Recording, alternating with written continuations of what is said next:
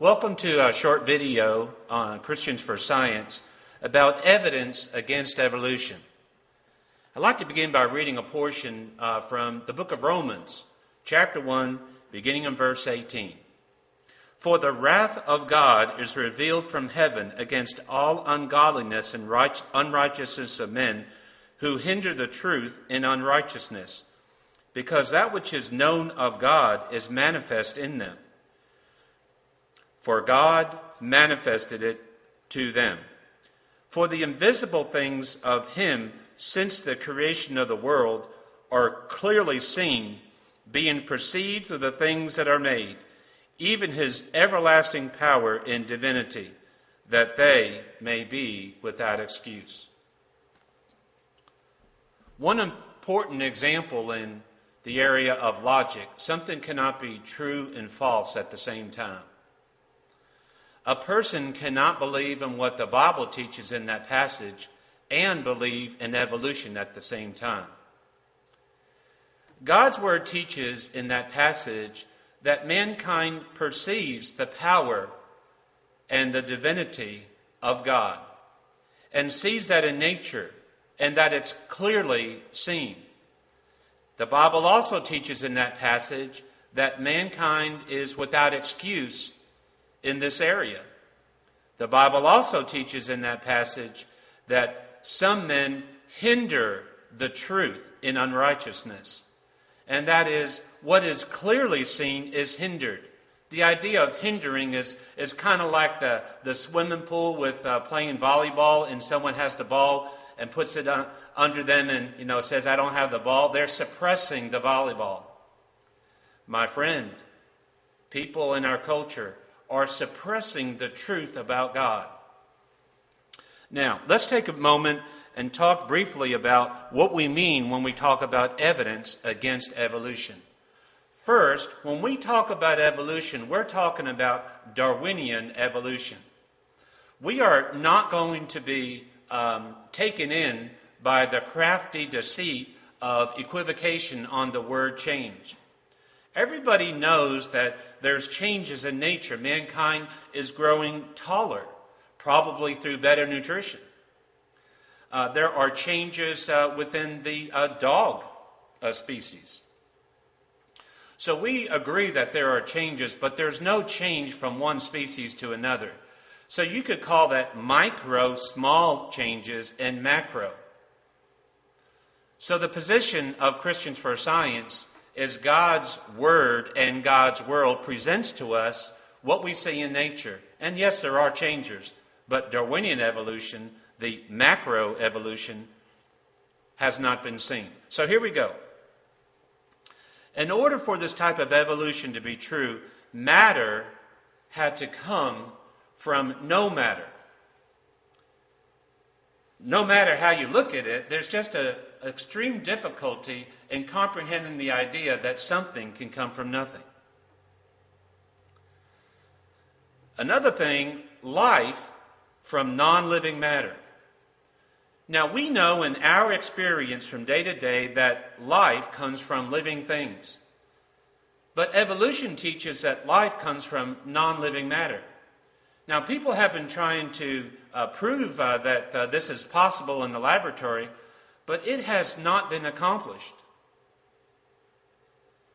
Another area is in the area of new life forms. How did we go from the amoeba to the multi-celled organism to the bigger creature, all the way on to the ape and then mankind? In order for that to have happened, there must be evidence of transitional forms from one living form to another. My friend, try as they might, there has not been one single verified proof of a transitional fossil in the record. In other words, how can life form with traits XY become a new life form with traits X, Y, and Z if X and Y were in the form to begin with? Another concern that the investigator has is, how did we develop conscious intelligence from trees? How do we have design from randomness? You know, Dr. Crick, in some of his writing, who was part of the development and the discovery of DNA, has been on the record of saying, when you're doing science, if you see design, don't call it design.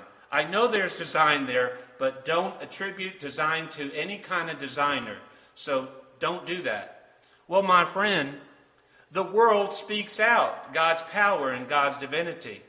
How can we have design without a designer?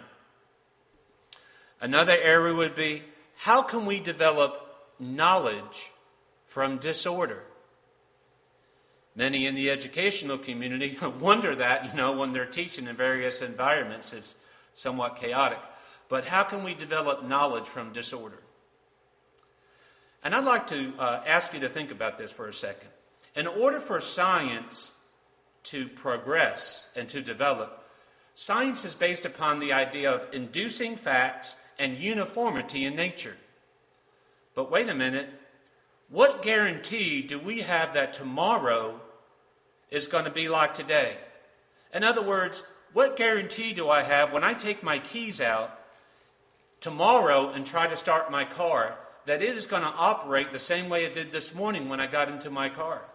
Now, we take this for granted, but the uniformity of nature cannot be true in a random, chance, matter-only universe. For that matter, how do we understand that what we know now is going to be available tomorrow in a random chance universe? How can we know anything?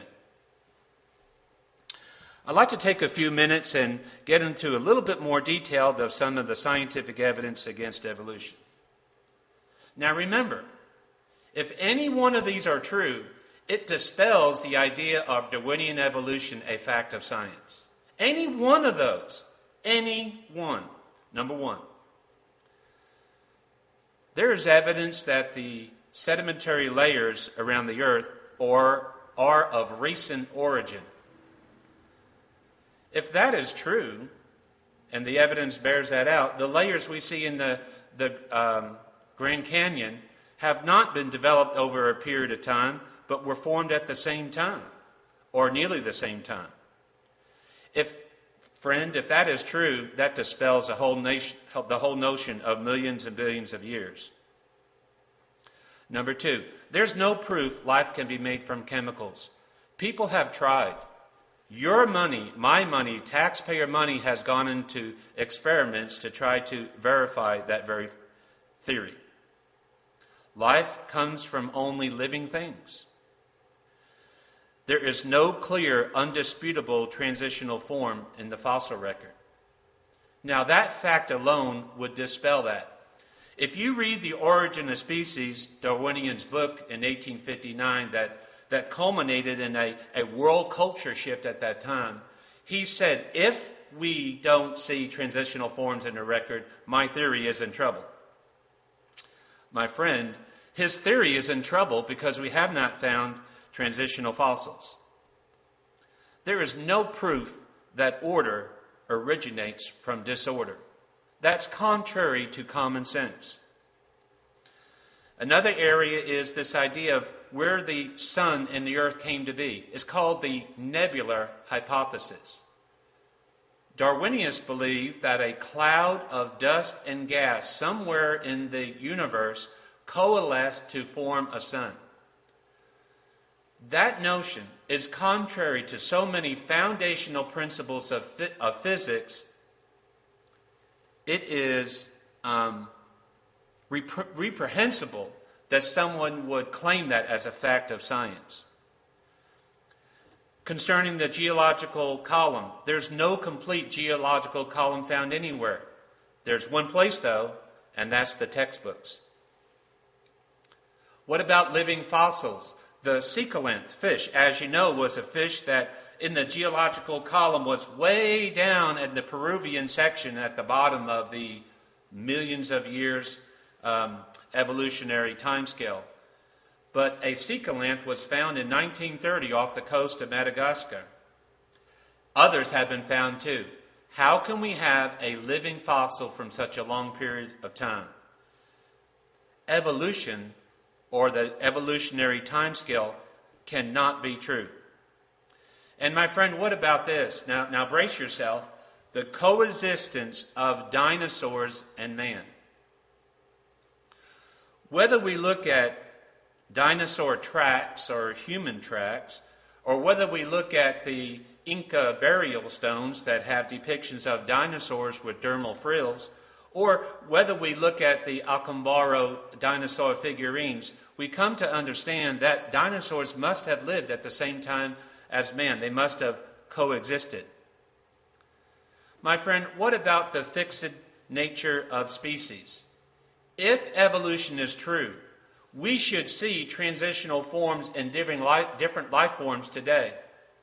Now, my friend, we see similarities. Wouldn't that be by a common designer? But there are no transitional forms one to another. That fact alone dispels evolution. And what about this, my friend? The evolutionist wants to make the statement that natural selection and genetic mutations brought about the idea of the new living forms. There's just basically two problems with that. Natural selection is not a god. Natural selection did not create anything. And number two, mutations are harmful to living things. And no test from people in this field have brought to bear a conclusion that mutations improve a living organism. Theodore Dobzhansky, which is a current leading figure in the Darwinian evolution movement, stated this: okay, I know there's problems with evolution, but give me life one time and I could show you how evolution came to be. My friends, that's like saying, I could raise $1 million. First, give me $1 million. Now, we laugh at that kind of thinking, but my friend, that kind of thinking is a foundational view in our culture we need to be concerned about. Is evolution scientific? No. What about the evidence for evolution? It's lacking. I provided 5 to 10 counterexamples. That would be enough to dispel evolution. My friend, why is it that people believe and teach it today? It's because they are pre-committed to a worldview we know as naturalism. I ask you to investigate this for yourself. Don't take my or our word for it, and you will come to understand more about this important area related to this battle, this debate in creation and evolution. Thank you for your time.